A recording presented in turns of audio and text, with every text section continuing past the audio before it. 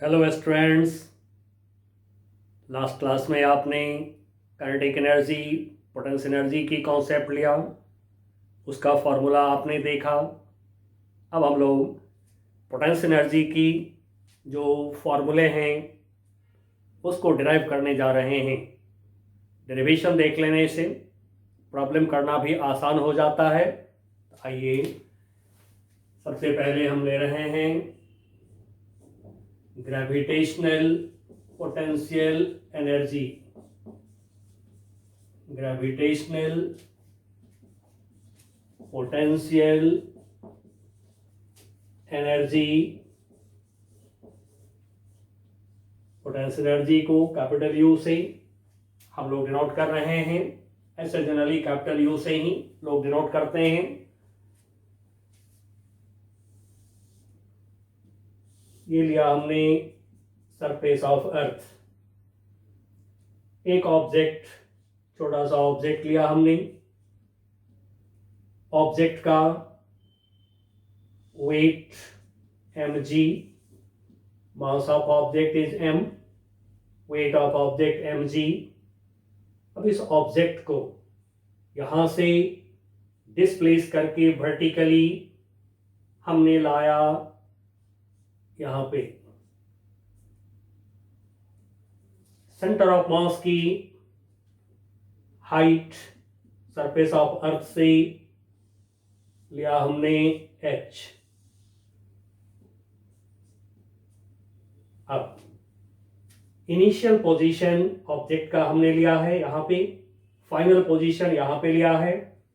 यहां पे initial potential energy को हम अभी लिख रहे हैं UI। यहां पे फाइनल पोटेंशियल एनर्जी को हम लिख रहे हैं UF। I for initial, U potential energy. तो इनिशियल पोटेंशियल एनर्जी हमने लिया है यहां पे, फाइनल पोटेंशियल एनर्जी लिया है हमने यहां पे। आप इनिशियल पोटेंशियल एनर्जी का पोजीशन यहां भी ले सकते हैं, यहां भी ले सकते हैं, कहीं भी ले सकते हैं। एक ऑब्जेक्ट को एक पॉइंट से दूसरे पॉइंट तक हमें उठाना है, हमें रेज करना है। जहां से ऑब्जेक्ट को स्टार्ट करिए वहां पर पोटेंशियल एनर्जी को UI इनिशियल पोटेंशियल एनर्जी, और जहां तक ले गए ऑब्जेक्ट को वहां पर पोटेंशियल एनर्जी को UF बोल लीजिए। अब जिस समय हमने ऑब्जेक्ट को उठाना शुरू किया, किसी समय at an instant of time, suppose कि ये ऑब्जेक्ट यहां पर है, यहां पर है, at an instant of time, at any position, at any position object यहां पर है। अब हम इस एक्सिस को सपोज कर रहे हैं Y एक्सिस, ओरिजिन यहां पर ले रहे हैं, ठीक है। यहां से Y एक्सिस हमारा स्टार्ट हुआ, हियर इज ओरिजिन। अब यहां मैं O लिख दे रहा हूं। ओरिजिन से यहां तक ये जो डिस्टेंस है इसको लेट अस सपोज Y, इसको Y सपोज करिए। Centre of mass of object की जो डिस्टेंस है यहां से यहां तक, यहां से यहां तक, या हाइट कहिए, इसको Y सपोज कर लिया हमने। अब यहां से एक स्मॉल डिस्प्लेसमेंट हम इसमें दे रहे हैं dy, dy स्मॉल डिस्प्लेसमेंट दिया हमने ऑब्जेक्ट में। नाउ फोर्स ऑन ऑब्जेक्ट, इसको मैं F सबस्क्रिप्ट C लिख रहा हूं। This FC is equal to mg, ठीक है। जो FC conservative force, gravitational force, conservative force, ये है mg के इक्वल है। अब dy डिस्प्लेसमेंट दिया हमने, dy डिस्प्लेसमेंट में चेंज इन पोटेंशियल एनर्जी को हम du सपोज कर रहे हैं। तो du पोटेंशियल एनर्जी में चेंज हुआ यहां से यहां तक, डिस्प्लेसमेंट dy किया हमने, कंजर्वेटिव फोर्स FC है। अब इन तीनों का जो रिलेशन हम लोग देखे हैं पिछले क्लास में, अब उसको हम यूज कर रहे हैं। तो change in potential energy du in displacement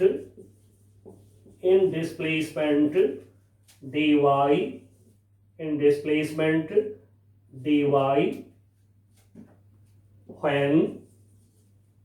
when या where conservative force where conservative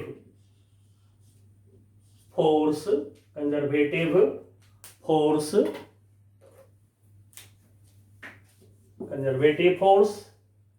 bracket में ग्रेविटेशनल फोर्स लिख लें, gravitational force is Fc given by अब ये जो चेंज इन पोटेंशियल एनर्जी है du, डिस्प्लेसमेंट dy में, जहां पे कंजर्वेटिव फोर्स हम लोगों ने लिया है Fc, C फॉर कंजर्वेटिव। अब इस जगह पर जो चेंज इन पोटेंशियल एनर्जी है वो हम ले रहे हैं du equal to minus Fc dot dy। ये क्या है बच्चों? ये तो work done by conservative force हो गया। आपने पढ़ा है work done by conservative force is equal to minus change in potential energy, तो माइनस साइन को इधर से इधर कर दिया हमने, ठीक है। Fc dy work done by conservative force हो गया, minus change in potential energy, तो माइनस साइन को हमने राइट साइड कर लिया, ठीक है। अब Fc की वैल्यू थोड़ा साइड में लिख के रख लें हम लोग। ग्रेविटेशनल फोर्स की जो वैल्यू है वेट ऑब्जेक्ट का जो है इस समय ये है कितना, mg। अब इसको थोड़ा इवैल्यूएट करके इंटीग्रेट करेंगे हम इसको, तो चलिए माइनस Fc dy। अब देखिए कंजर्वेटिव फोर्स यानी कि वेट डाउनवर्ड, डिस्प्लेसमेंट अपवर्ड, इनके बीच का एंगल 180 डिग्री, तो क्या होगा F dy dot product of two vectors F dy cos 180 degree. Now this is minus, अब Fc का वैल्यू रख रहे हैं mg dy और cos 180 डिग्री क्या होता है -1, and so this is mg dy। अब हम लोग position initial to final integrate कर देंगे इसको, हमें मिल जाएगा चेंज इन पोटेंशियल एनर्जी। तो हमेशा चेंज इन पोटेंशियल एनर्जी ही निकलते हैं, जब भी आप पोटेंशियल एनर्जी को निकालते हैं actually change in potential energy ही निकलते हैं। अब 2 पॉइंट के बीच चेंज इन पोटेंशियल एनर्जी निकालने के लिए ये स्ट्रेट लाइन, एक लाइन की ये कॉन्सेप्ट आप यूज करा करिए, बस इससे आपको चेंज इन पोटेंशियल एनर्जी निकल जाएंगे।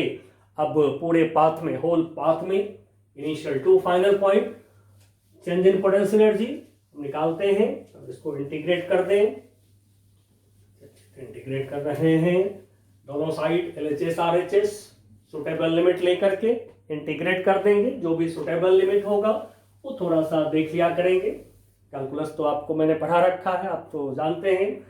चलिए du integration du LHS RHS में mg कांस्टेंट है, नियर सरफेस पर g कांस्टेंट होते हैं, इंटीग्रेशन dy। अब इनिशियल पोजीशन पर यहां पर आप जो भी y कोऑर्डिनेट हो आप ले सकते हैं, ठीक है। यदि ओरिजिन आपने ले लिया है इनिशियल पॉइंट पर, ओरिजिन लेने के लिए आप बिल्कुल फ्री हैं, जहां पर चाहें आप ले सकते हैं। तो ओरिजिन हमने लिया है यहां पर, ठीक है, और सरफेस ऑफ ले लिया है हमने ओरिजिन, तो यहां पे y की वैल्यू क्या हो गया 0।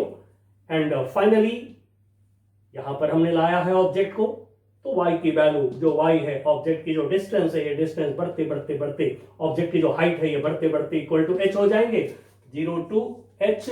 अब इनिशियल पोजीशन पर जो पोटेंशियल एनर्जी है उसको हमने ui सपोज किया है, बट ui इक्वल टू 0 भी हम ले रहे हैं, यहां पर हम ले रहे हैं 0 इनिशियल पोटेंशियल एनर्जी को हम ले रहे हैं, ठीक है। वर्ड पर गौर करेंगे, पोटेंशियल एनर्जी को 0 हम लेते हैं।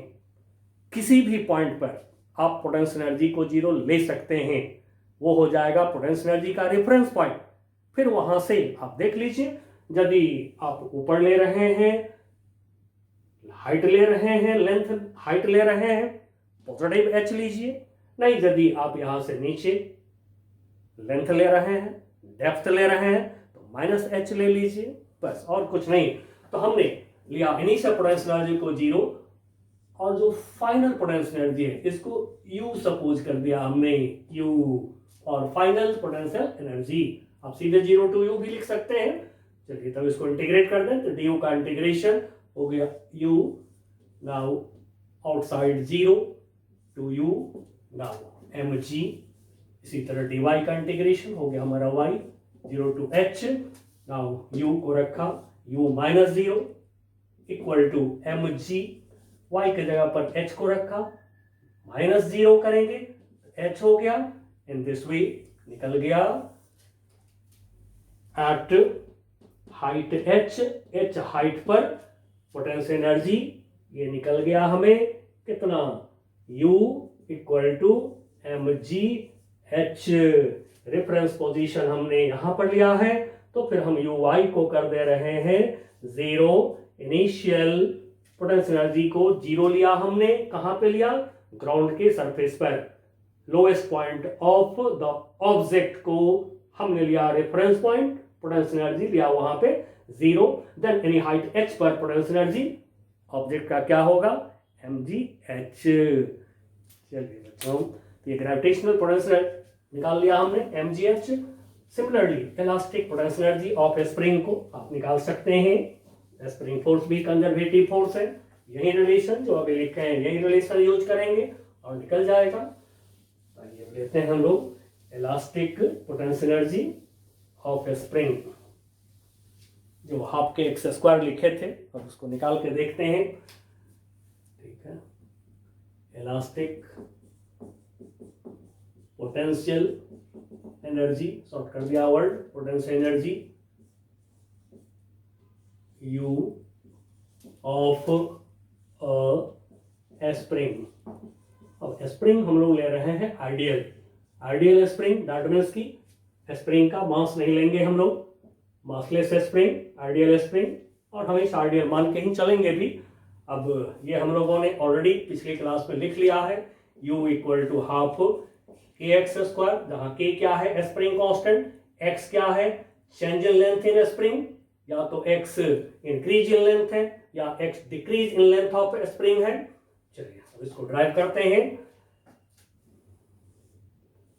या एक सरफेस, अब ये सरफेस जो है फ्लोर हो सकता है, अर्थ हो सकता है, एक स्प्रिंग ले लिया हमने।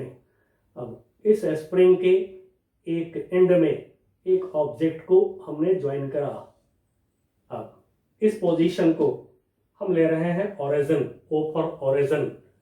अब यहां पे हम x की वैल्यू लेंगे 0, x coordinate along horizontal line x axis हम लेंगे, यहां पर x की वैल्यू को 0 लेंगे।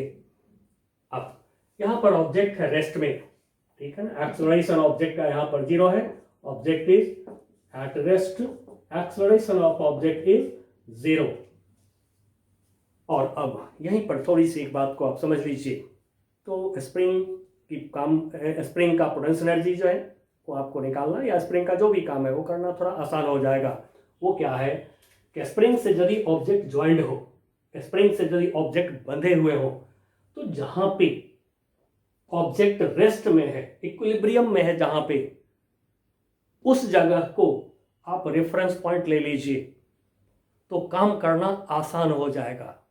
ठीक है, फॉर कॉन्वेनियंस बता रहा हूं, ऐसे तो कहीं पर भी हम लोग ले सकते हैं ओरिजिन, जैसा कि अभी अभी बात किया हमने, बट जहां पे ऑब्जेक्ट रेस्ट में है, एक्सेलरेशन 0 है, ऑब्जेक्ट का इक्विलिब्रियम पोजीशन है, यहां पे यदि आप लेते हैं ओरिजिन, या कहिए यहां पर यदि पोटेंशियल एनर्जी को आप 0 लेते हैं, reference point of potential energy यहां पे यदि लेते हैं, तो फिर जो है आपको बहुत आसानी से पोटेंशियल एनर्जी निकलेंगे भी, और बहुत आसानी से आप कोई प्रॉब्लम कर सकते हैं।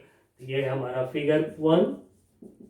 अभी ऑब्जेक्ट को स्प्रिंग के एक एंड से ज्वाइन करा, दूसरे एंड से स्प्रिंग के दूसरे एंड को एक रिजिड वॉल से ज्वाइन कर दिया हमने।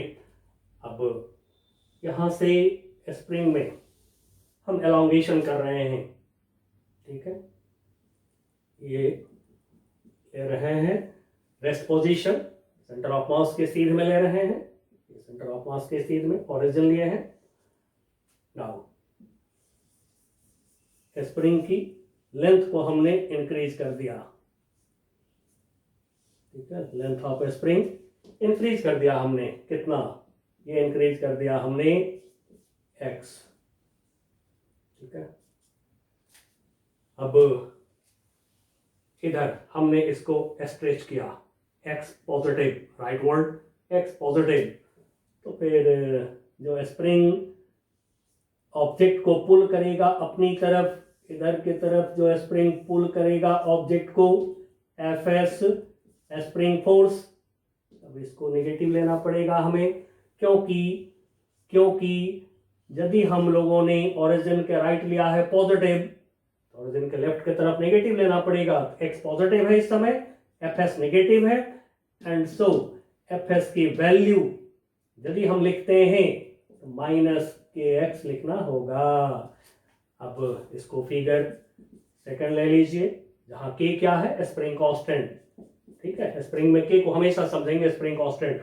अब ठीक है, इसके नीचे फिर हम अब यहां से इक्विलिब्रियम पोजीशन ऑफ ऑब्जेक्ट जो है, यहां से हम स्प्रिंग को इधर की तरफ पुश कर रहे हैं, यानी बॉडी को इधर की तरफ पुश कर रहे हैं। पुश कर दिया हमने बॉडी को इधर की तरफ, पुश कर दिया हमने, ये पुश कर दिया x डिस्टेंस यहां से, फिर ये x डिस्टेंस हमने पुश करा। नाउ स्प्रिंग जो है कंप्रेस्ड हो गया, इसके टर्न्स बिल्कुल नजदीक नजदीक दिखा रहे हैं, मतलब स्प्रिंग कंप्रेस हो गया है। अब क्या होगा, स्प्रिंग बॉडी को पुश करेगा इधर की तरफ, तो जो स्प्रिंग बॉडी को पुश किया इधर की तरफ, this spring force is now positive, क्योंकि ओरिजिन से राइट हम लोग पॉजिटिव ले लिए हैं, इधर की तरफ फोर्स काम कर रहा है, and so Fs spring force is positive, जबकि x हमारा क्या है, नेगेटिव। तो फिर यहाँ पर Fs इक्वल टू क्या होगा, -k spring constant into x, -kx फिर से हो जाएंगे।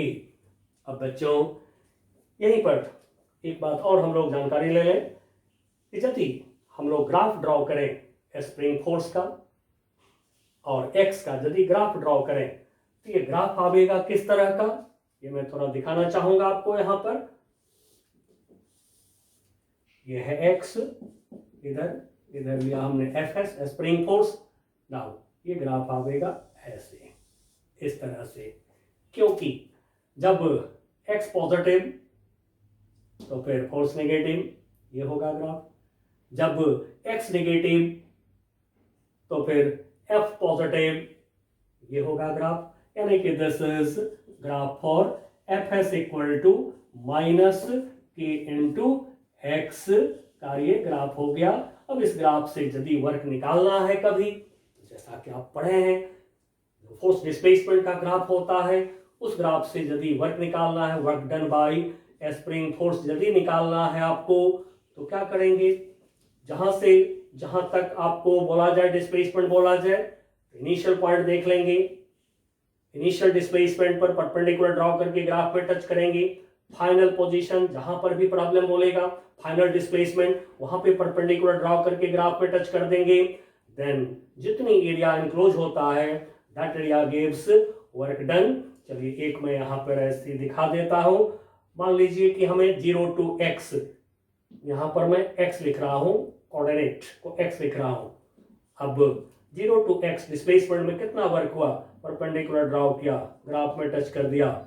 Now this shaded area will be work done by spring force. कितना होगा, तो मैं इसके नीचे लिख देता हूं, work done by spring force equal to area, shaded area of triangle, shaded area of triangle.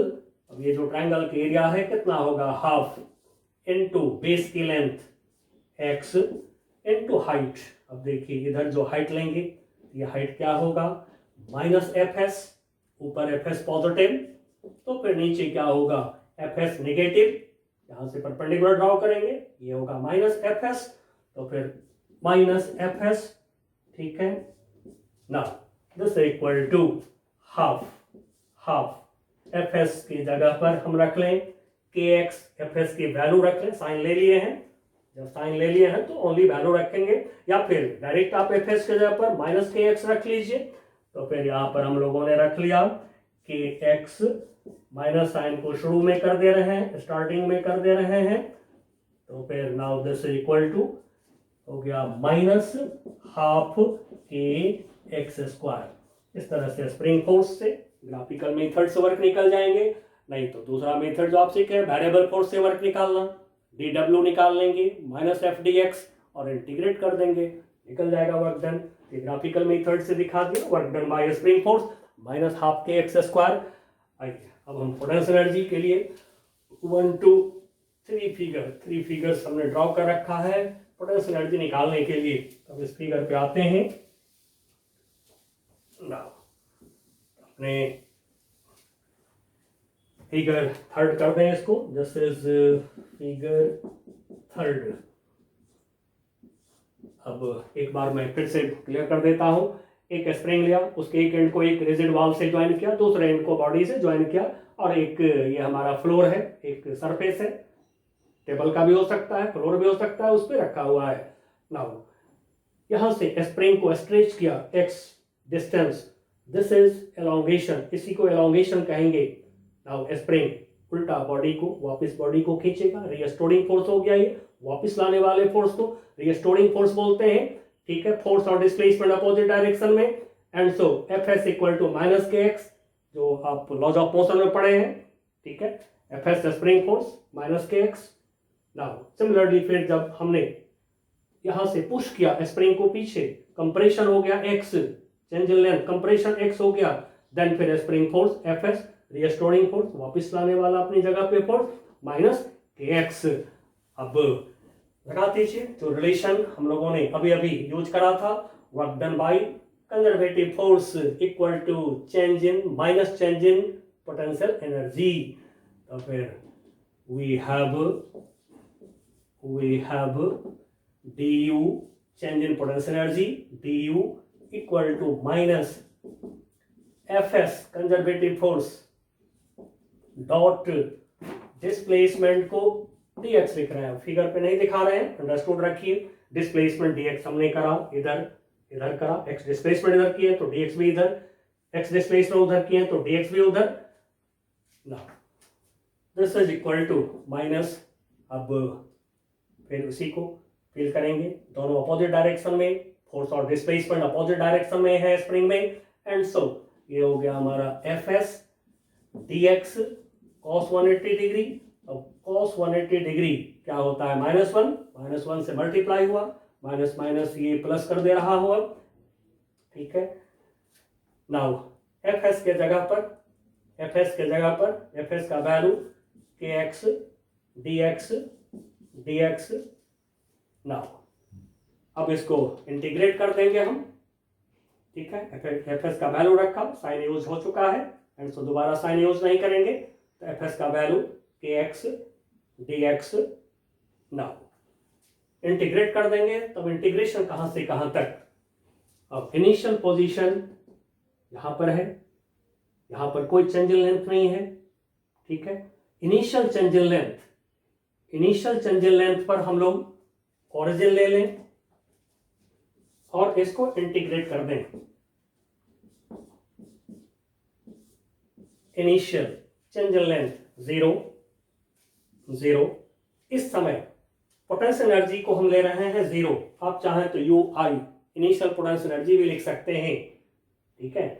तो हमने ले लिया, जहां पर चेंज इन लेंथ 0 है, जहां पर ओरिजिनल लेंथ है स्प्रिंग का, वहां पे ले लिया हमने ओरिजिन, ठीक है। ओरिजिन तो कहीं भी ले सकते हैं, कोई चाहे तो यहां भी ले सकते हैं, बट इट इज बेटर, ध्यान रखिएगा, origin reference point of potential energy ऐसे जगह पर लीजिए जहां स्प्रिंग की लेंथ में कोई चेंज नहीं हुआ है, रेफरेंस पॉइंट पर पोटेंशियल एनर्जी 0, तो x 0, change in length 0, potential energy 0 हमने लिया है, इनिशियल पोटेंशियल एनर्जी 0। नाउ जहां पर चेंज इन लेंथ x है वहां पर पोटेंशियल एनर्जी को u सपोज कर दिया। नाउ du का इंटीग्रेशन फिर पहले की तरह, u 0 to u equal to k x 0 to x x square by 2 x square by 2 x power 1 yes x square by 2 0 to x अब रखिए वैल्यू u को रखा u -0 छोड़ दीजिए x के यहाँ पर x रखा x स्क्वायर बाई 2 फिर होगा -0 छोड़ दीजिए ये हो गया हाफ के एक्स स्क्वायर मतलब कि जब स्प्रिंग में इंक्रीज इन लेंथ या डिक्रीज इन लेंथ होगा x देन उसके पास में पोटेंशियल एनर्जी होंगे half K X square but एक बात को हमेशा मन में रखना है आपको हम लोगों ने जीरो पोटेंशियल एनर्जी का पॉइंट लिया है कहां पर इसको हमेशा याद रखना है ये लिया है हम लोगों ने ऐसे जगह पर जीरो पोटेंशियल एनर्जी जहां पर कि कोई चेंज इन लेंथ नहीं है तो ये इजी होता है आपके लिए कि ओरिजिनल लेंथ जहां पर स्प्रिंग का दिखाई पड़े वहां से आप एक्स अपना देख लीजिए potential energy half K X square कर लीजिए स्प्रिंग का निकल जाएगा नाउ अब हम लोगों ने वर्क पढ़ लिया एनर्जी निकालना देख लिया थोड़ा सा डेरिवेशन करके भी देख लिए अब इसके आगे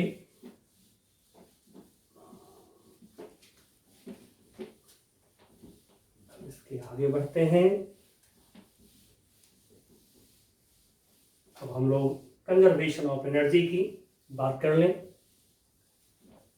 तो एनर्जी तो हमेशा कंजर्व है यदि सारा एनर्जी मैकेनिकल नॉन मैकेनिकल दोनों एक साथ ले लिए जाएं तो एनर्जी ओनली वन फॉर्म से अदर फॉर्म में कन्वर्ट होता है एनर्जी तो हमेशा कंजर्व है लेकिन हम लोग यहाँ पर कंजर्वेशन ऑफ मैकेनिकल एनर्जी को देखने जा रहे हैं तो conservation of mechanical energy law of conservation of mechanical energy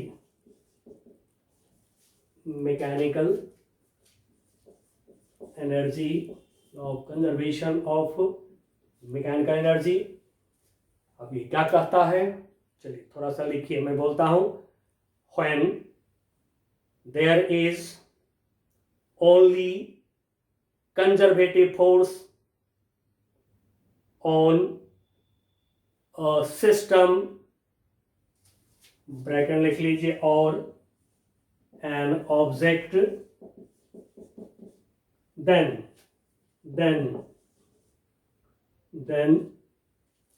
total mechanical energy bracket में TME लिख लीजिए ऑफ द सिस्टम फिर ब्रैकेट में लिख लीजिए और an object is constant that is total mechanical energy constant अब इसको दूसरे फॉर्म में लिख रहे हैं that is kinetic energy KE kinetic energy plus PE potential energy equal to constant ये दूसरा फॉर्म लिख दिया अब इसी को आप ऐसे भी लिख सकते हैं जब दो का सम कांस्टेंट है जब दो टर्म का सम कांस्टेंट है तो यदि एक में डिक्रीज होगा तो दूसरे में इंक्रीज होगा मान लीजिए ये 10 जूल ये 10 जूल है सपोज 10 जूल टोटल हो गया 20 जूल अब ये 20 जूल यदि कांस्टेंट है तब सोचिए यदि ये डिक्रीज होके 5 जूल हो गया तो पक्का ये 15 जूल हो जाएंगे तो जितना एक में लॉस उतना ही दूसरे में क्या देखा आपने गेन हो रहा है यदि टोटल मैकेनिकल एनर्जी कंजर्व है एंड सो आप इसको ऐसे भी लिख सकते हैं loss in one type of mechanical energy equal to gain in other type of mechanical energy अब देखिए बहुत सारे प्रॉब्लम में आप इसको यूज करके, इस स्टेप को यूज करके टाइम की बचत कर सकते हैं। इस मेथड से भी काम लीजिए, कभी कभी इससे भी काम लीजिए अपना।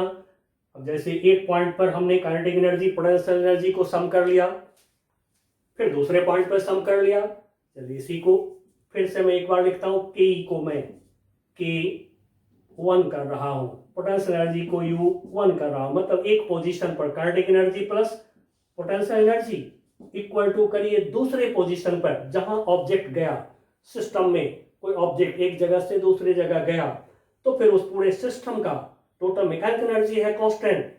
तो फिर आप वहां पर देखिए काइनेटिक एनर्जी क्या हो गया, अब K2 ले लीजिए, पोटेंशियल एनर्जी अब क्या हो गया, U2 ले लीजिए। मतलब एक पॉइंट पर total mechanical energy equal to दूसरे पॉइंट पर टोटल मैकेनिकल एनर्जी कर दीजिए, या फिर loss in one type of mechanical energy.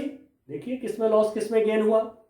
अब इसको कहाँ यूज करें, ये बात बहुत इंपॉर्टेंट है। कभी भी फिजिक्स में आपको दिख जाए इन दोनों में से किसी में भी इंक्रीज डिक्रीज यदि दिख जाए कभी, तो तब वहां पर आप एक सेकंड के लिए जज कर लीजिए, यदि ऑब्जेक्ट पर ओनली कंजर्वेटिव फोर्स काम कर रहा है, ठीक है ना, ओनली कंजर्वेटिव फोर्स, कोई नॉन कंजर्वेटिव फोर्स नहीं, सूडो फोर्स नहीं, ओनली कंजर्वेटिव फोर्स यदि काम कर रहा है हमारे ऑब्जेक्ट पर, then total mechanical energy is constant. तो फिर दो तरीका से, या तो ऐसे यूज करिए एनर्जी, मैकेनिकल एनर्जी कंजर्वेशन, या फिर ऐसे यूज कर लीजिए। लॉस गेन निकालना भी मैं आपको पिछले क्लास में बताया हूं, बहुत आराम से आप निकाल सकते हैं और प्रॉब्लम सॉल्व कर सकते हैं। अब यदि कहीं पर non conservative force, conservative force दोनों काम करने लगा, तब क्या करें हम, ऐसी हालत में हम क्या करें। तो फिर जो आपने पढ़ा है work energy principal, work energy principal all conditions में अप्लाइड है। तो वर्क एनर्जी प्रिंसिपल लगा लीजिएगा। यदि देखिएगा कि conservative force, non conservative force, pseudo force, सारे तरह के फोर्स काम कर रहे हैं, तो कंजर्वेशन ऑफ मैकेनिकल एनर्जी ले नहीं सकते हैं आप।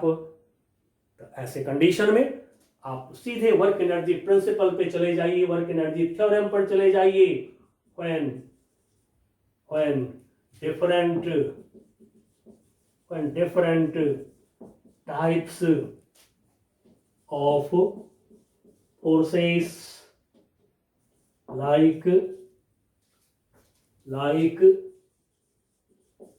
conservative force, इसको मैं FC बोल दे रहा हूं, नॉन कंजर्वेटिव फोर्स,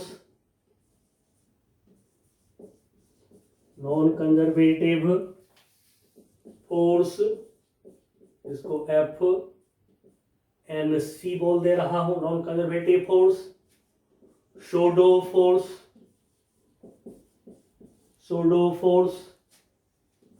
इसको FPS कर देता हूं, सूडो PS सूडो का शुरुआत का लेटर ले लिया, एंड अदर फोर्सेस